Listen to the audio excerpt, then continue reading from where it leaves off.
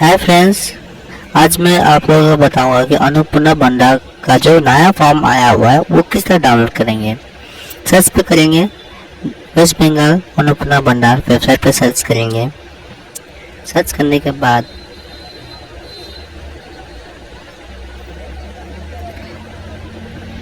इस तरह का इंटरफेस आएगा जिसमें आपको सोशल सिक्योरिटी बोलकर एक वेबसाइट है जो आप सामने देख रहे हैं।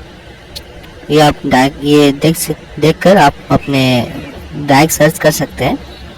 ये इस पर क्लिक करने के बाद कुछ इस तरह इंटरफेस खुलेगा। फिर यहाँ से आपको सामने देखने को मिल रहा होगा इंग्लिश, बांग्ला, हिंदी।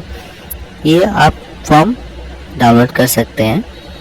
जब मैं इंग्लिश में डाउनलोड किया, इंग्लिश में डाउनलोड करने के बाद ये फाइल ओपन किया, कुछ इस तरह का फॉर्म आपको देखने को मिलेगा। टोटल 11 पेजेस का है फॉर्म। इस तरह आप डाउनलोड कर सकते हैं।